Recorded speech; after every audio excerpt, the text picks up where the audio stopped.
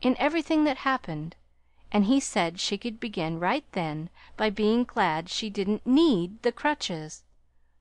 That was the beginning. Pollyanna said it was a lovely game, and she'd been playing it ever since, and that the harder it was to find the glad part, the more fun it was, only when it was too awful hard, like she had found it sometimes. "Why, how extraordinary!" murmured Mrs. Carew, still not entirely comprehending. "You'd think so if you could see the results of that game in the Sanatorium," nodded Della. "And Dr. Ames says he hears she's revolutionized the whole town where she came from, just the same way. He knows Dr. Chilton very well, the man that married Pollyanna's aunt. And, by the way, I believe that marriage was one of her ministrations. She patched up an old lovers' quarrel between them.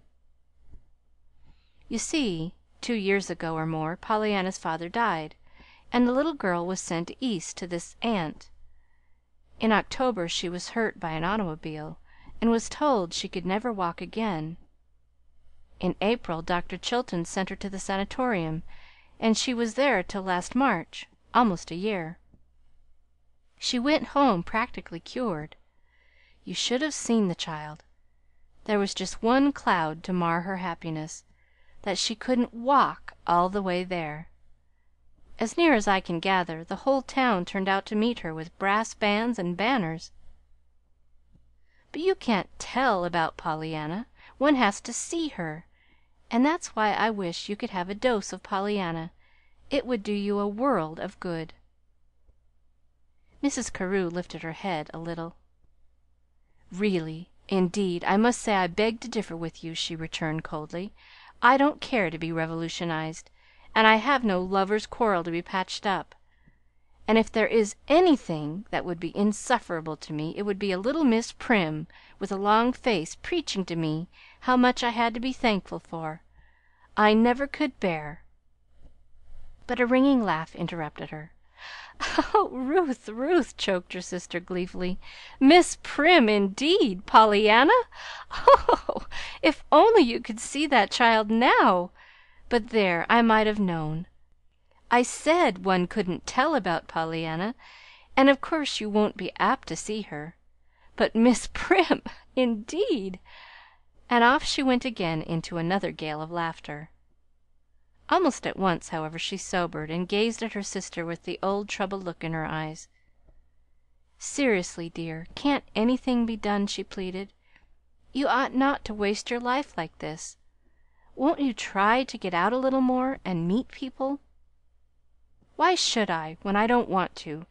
I'm tired of people. You know society always bored me." "Then why not try some sort of work charity?" Miss Carew gave an impatient gesture.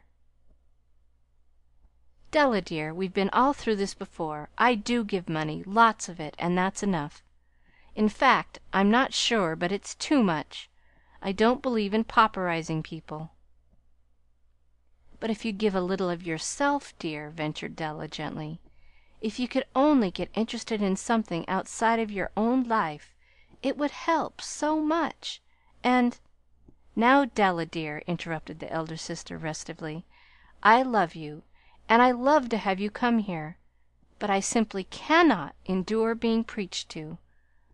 It's all very well for you to turn yourself into an angel of mercy, and give cups of cold water and bandage up broken heads, and all that.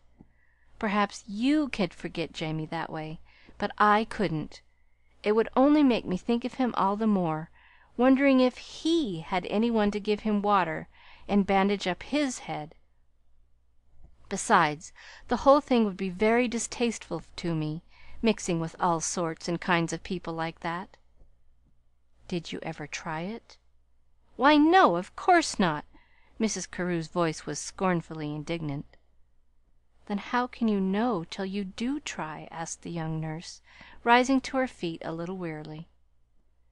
"But I must go, dear. I'm to meet the girls at the South Station. Our train goes at 12:30. I'm sorry if I've made you cross with me," she finished, as she kissed her sister good bye.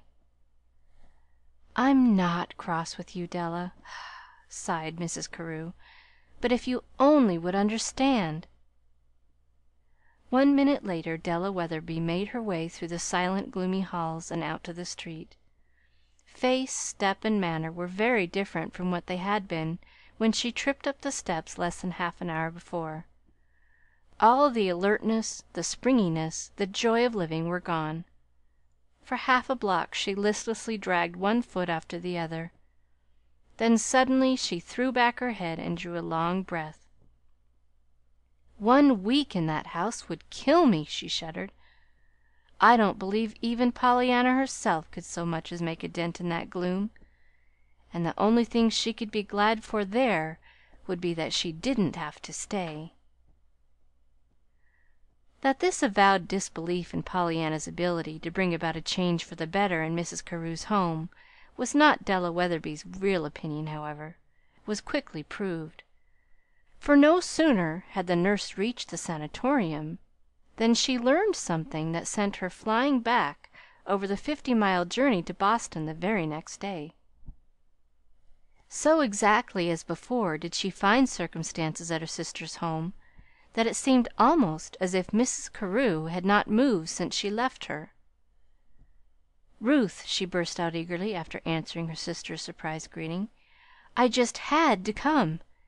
And you must, this once, yield to me and let me have my way. Listen! You can have that little Pollyanna here, I think, if you will." "But I won't," returned Mrs. Carew, with chilly promptness. Della Wetherby did not seem to have heard. She plunged on excitedly.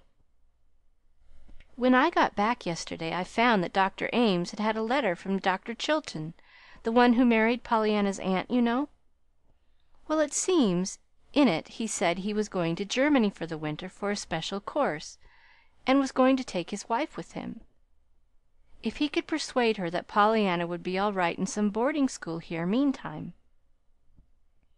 But Mrs. Chilton didn't want to leave Pollyanna in just a school, and so he was afraid she wouldn't go. And now, Ruth, there's our chance. I want you to take Pollyanna this winter and let her go to some school around here."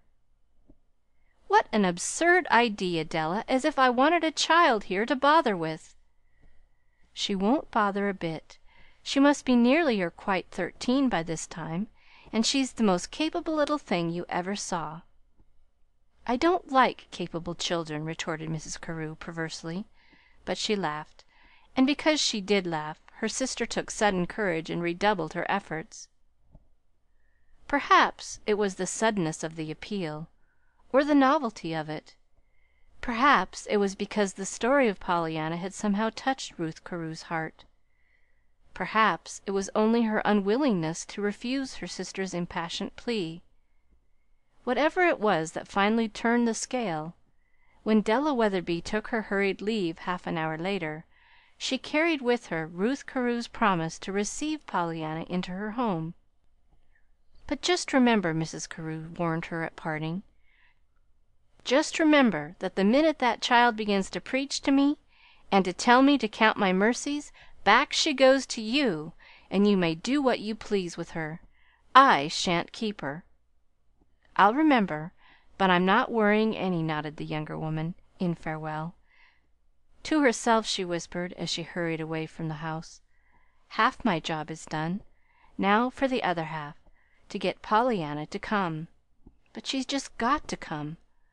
I'll write that letter so they can't help letting her come." End of Chapter 1.